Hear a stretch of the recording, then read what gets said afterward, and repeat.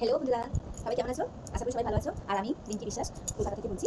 আর আমি বানাচ্ছি ছেলের হাতের কাজ, অনেক কষ্ট করে বানাতে হচ্ছে। কালকে ছেলের এক্সাম আছে, তার জন্য তার প্রিপারেশন করছি আমি। দেখো পেন্সিল দিয়ে আমি হাতের কাজটা পুরো দেখাবো সম্পূর্ণ অন্য ভিডিওতে। যাই হোক, এখন যেটা বলার, আর প্রচুর গরম পড়েছে, আর বলতে না প্রত্যেকদিন প্রায় গরমের শেষ নেই। তার জন্য তোমাদের বলতে এলাম আজকে আমি কী করলাম, সকাল থেকে ঘুম থেকে উঠে কী করলাম সারাদিন তোমাদেরকে দেখাবো। তো তোমরা চলো, আমার সমস্ত ভিডিওগুলো আমি তোমাদের শেয়ার করলাম, তো তোমরা দেখে নাও আমার ভিডিওগুলো।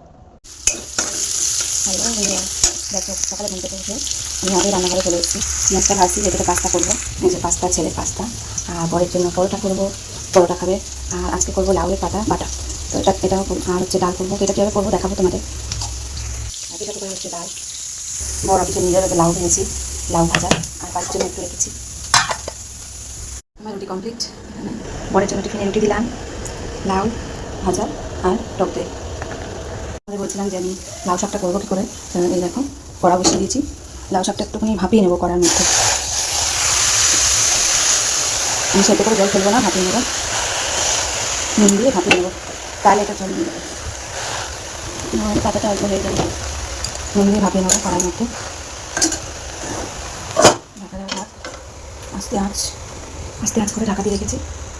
লাউটা ভাপাতে দিয়েছিলাম, দেখো কত অল্প হয়ে গেছে, লাউয়ে জল বেরিয়ে কত অল্প হয়ে গেছে। এবার এই লাউ পাতাটাকে আমি মিক্সির মধ্যে দেবো, কালো জিরে, কাঁচা লঙ্কা আর রসুন দিয়ে পেস্ট করবো।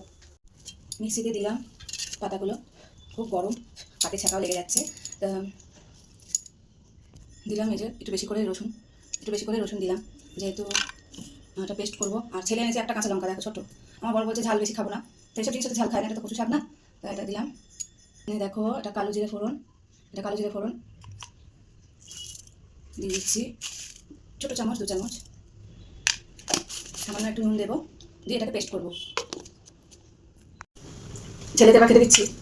আর এটা মিক্সিতে আমার পেস্ট হয়ে গেছে, যে পাস্তা করেছিলাম, নর্মাল পাস্তা করেছি ওর জন্য, ডিম দিয়ে আর সয়া সস দিয়ে, টমেটো সস দিয়ে, একটু নুন, ব্যাস। পাস্তাটা একটু নর্মাল করেছি ওর জন্য, আরও বেশি করে করেছি যাতে খেতে পারে 2-3 বার টিফিনে।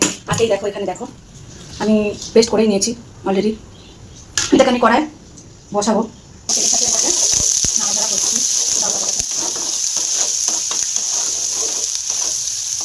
এটা দিয়ে নেবো, ব্যাস। এইভাবে আমার লাউ পাতা বাটা। দেখো রান্না করতে করতে দেখো আটা চালছি, আটা না অনেক পোকা ধরে গেছে, যেহেতু আমাদের রুটিটা খুবই কম খাওয়া হচ্ছে। তো দেখো কত পোকা, দেখো কিলবিল করছে পোকা। কারণ আটাটা ফেলে রাখছি, তাড়াতাড়ি খেয়ে নিতে হবে, ফেলে দেবো আটা। তো এর মধ্যে ময়দা মিশিয়ে আর এই দামটা মাজতে হবে। দেখো দামটা একটু মেখে নেবো, আর বেশি আটা নেবো না, একটু আটা নিলাম। আমার জিনিস নষ্ট করতে খুব খারাপ লাগে। চলো ঝোল হচ্ছে, দেখো মাছের ঝোলের মধ্যে টমেটো, পেঁয়াজ আর আদা রসুন বাটা দিয়ে করেছি। মাছের ঝোল করতে মানে কিন্তু মাছের ঝাল অ্যাকচুয়ালি, ঝোলটা মারবো। এর মধ্যে আছে ছোটো ছোটো ট্যাংরা মাছ, এইটাকে ছোটো ছোটো ট্যাংরা মাছ।